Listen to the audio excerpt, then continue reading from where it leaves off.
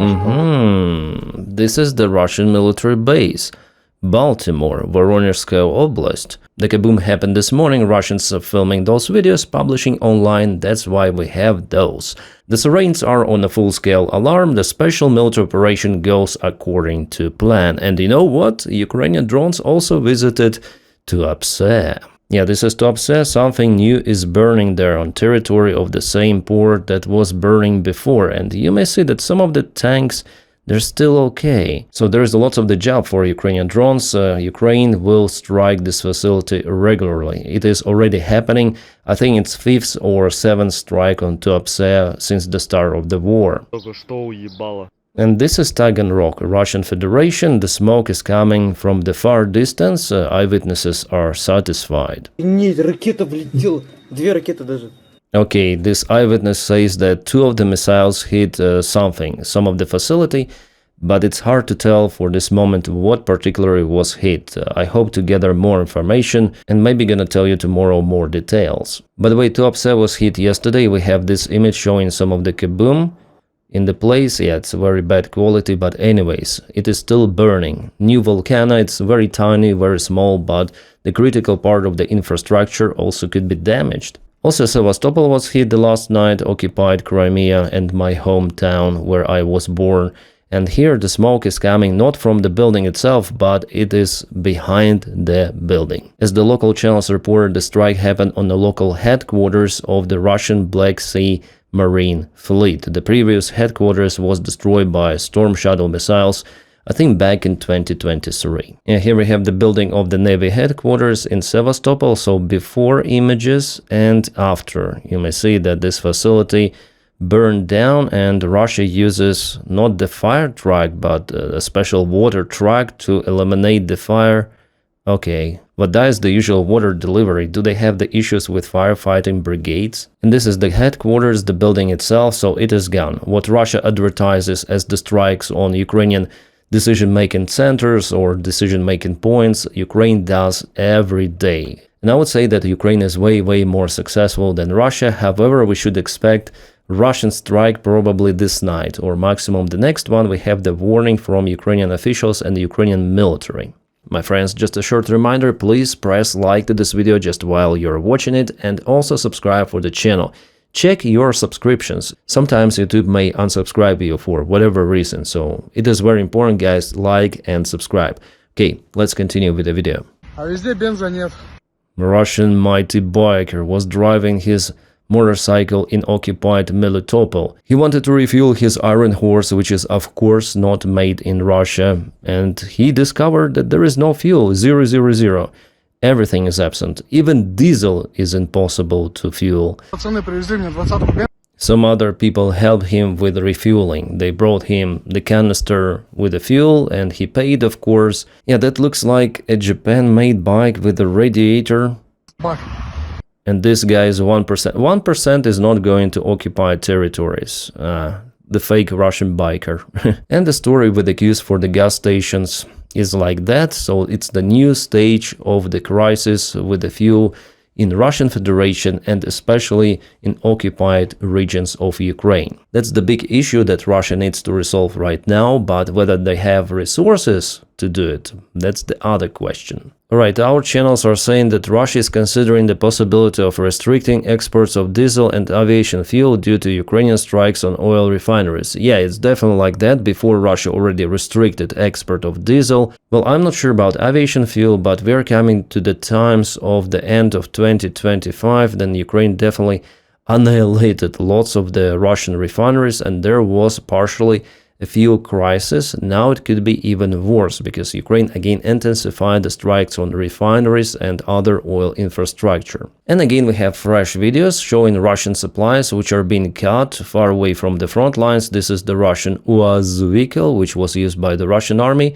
a supply truck which Russia lost, and one more truck, Ural, which is burning. Oh, that's the medical car. I wonder if it was the drone strike really, because the forward part looks like maybe it was an accident when it hit the truck itself. But yeah, shit happens. And Russia hits Ukrainian medics, Ukrainian firefighters, so yeah, sometimes it also could happen to them. But I'm sure it wasn't the precise strike on this one. I think it was, after all, an accident. The main target was this Russian military UAZ, this military truck and this military truck. Здесь, короче, раньше я жил, вот. Эти байоны распетушили все нахуй. Russian TikTokers are publishing videos on TikTok of how their base was ambushed by Ukrainian drones. О, эта машина приехала, вот. Патриот сожгли, нахуй. Соболь стоял, сожгли, нахуй, здесь. So they came on this small vehicle, probably China-made, and their base is gone. Well, luckily for them, personally, they were absent by the time of the strike, but they lost everything. Пизда, нахуй. Фу, блядь. Позалетали, пиздец. So, yeah, Ukrainian drones went through the holes into the building and ambushed everything. Well, the good news is that Ukrainian Defense Ministry saw the effectiveness of those middle-range strikes on Russian headquarters, Russian supply vehicles, and they want to upscale everything by several of the times, and already funds have been allocated to support this program. Ukraine needs to produce more of the drones, and also volunteers, by the way, help a lot. Like, for example, Sternenko, he collects funds for Ukrainian drones, and I think that recently they gathered $1.5 million from donations for this special drone technology that allows drones to operate for more than 70 kilometers already away from the front lines, and it is normal range for those drones, just imagine it. Well, I know how Ukraine achieved that, I know how it happens, but I cannot tell it. And more videos with machine vision. Ukrainian defenders published this one. Definitely shows bullseye operation. The truck was marked from the north direction, and this one from the south. One more truck, yay. It's kind of interesting to see everything of that. Sometimes military vehicles were not identified as the military ones. Very strange. So our drone operators had to mix manually control and AI control. Like, for example, this one, yeah, you see, it's green, green, green, green, green, and when it's closed, it's still white or cyan color, so it's not red. It wasn't identified by machine vision as the military target, but we see that it's the Russian KAMAZ with the sign and everything. So yeah, I would put the effectiveness for now of the aiming equipment under the question, but it is under constant development. It is interesting that Russia puts the anti-drone protection, those nets, even on their ships in the Baltic Sea. Well, those nets could help against standard FPV drones, but if we speak about FP1, FP2 especially, the more upgraded version may carry 200 kg of the payload, so this net is useless in this case. And by the way, we have the video of the same class of the ship that Russia tries to protect, and it was hit. So you see that protection in this case, then you use FP1, FP2 drones, it is not helping. The ship was kaboomed or kaputted, maybe even by several of the Ukrainian FP2 drones. For now, Ukraine is delivering relatively small amount of the payload to make the ship completely gone, but we'll see what it could be in the future. Really like this photo here showing how it burns. And before there was the gap in those strikes on the Russian Navy ships, now Ukraine goes all in once again. The ship has already been confirmed as the Project 21630 Buran-class small artillery ship, not to be confused with the Project 29631 Buran-M small missile ship, which is armed with caliber cruise missiles.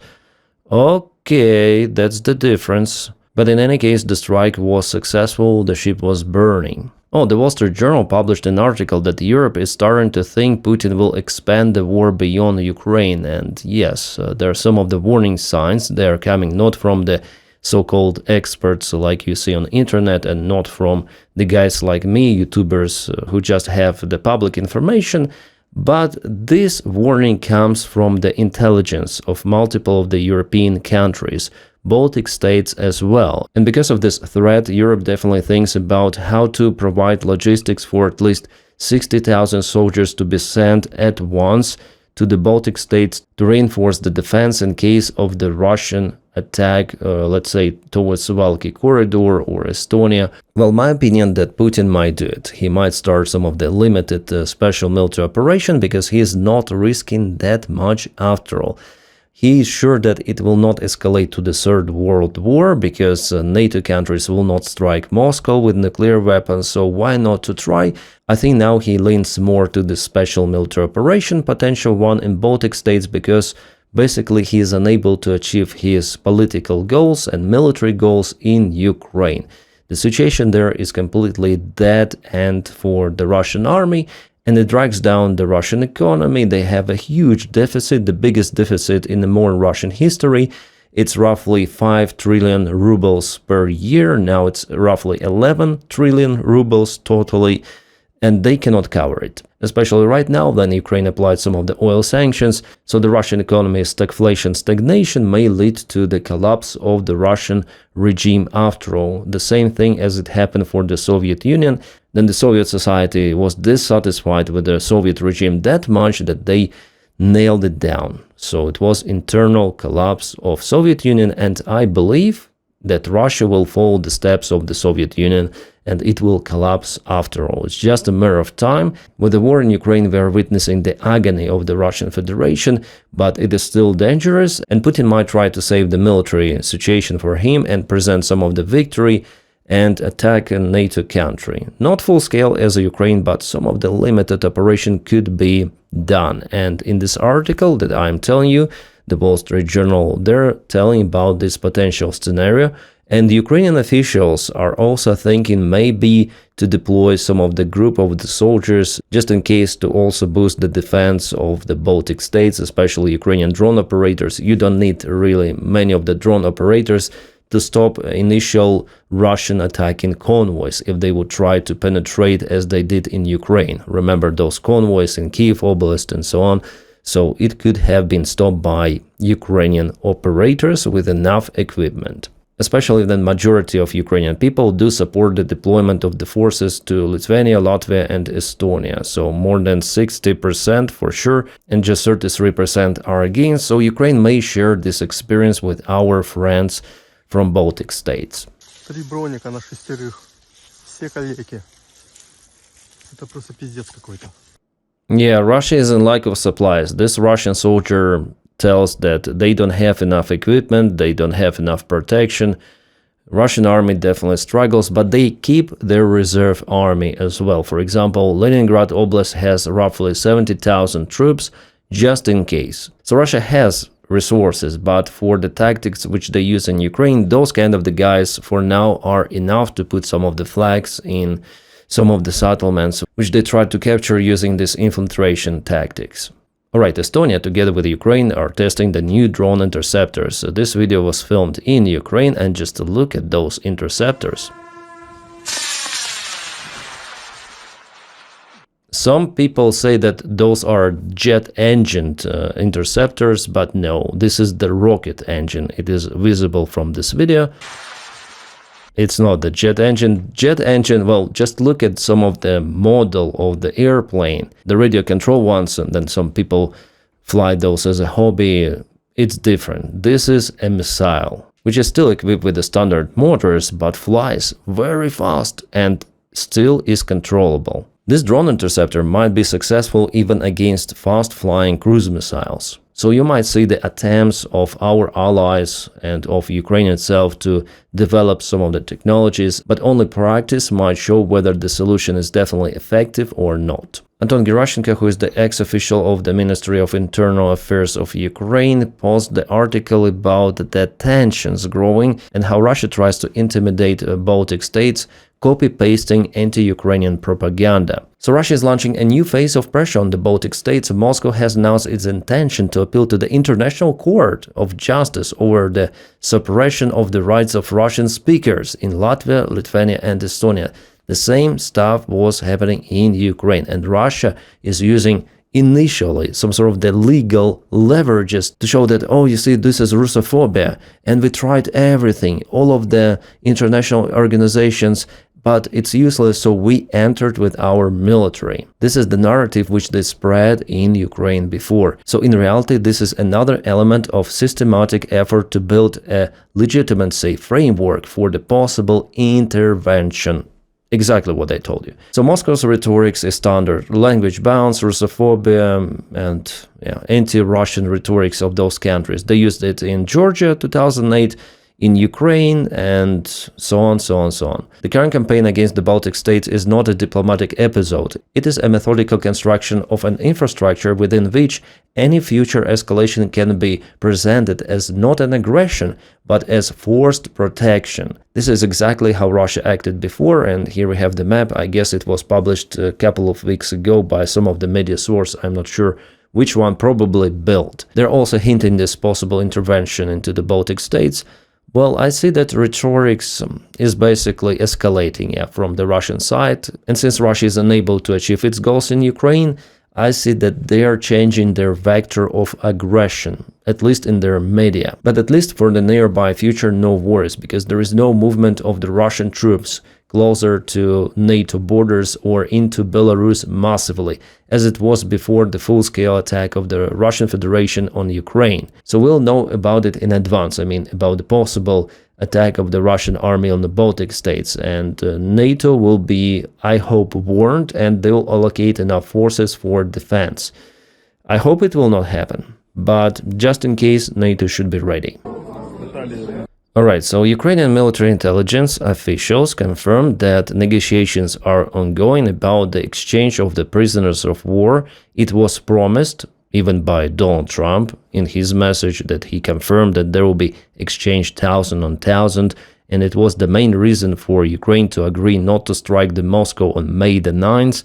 Well, just 205, I guess. Yeah, the number of the people who were already exchanged, well, still more to go, and I'm happy that the negotiations are ongoing. So it's not the dead question for now. I hope that exchange happens as soon as possible, because it's a very important question, especially for Ukraine. If you ask how many of the Ukrainian prisoners of war are in Russia, at least 7,000. That's the official number from Ukrainian Defense Ministry, but it could be more. And about the Russian prisoners of war, I'm not sure about the particular number, but it could be equal, because Russians surrender a lot, especially when they start to use this infiltration tactics.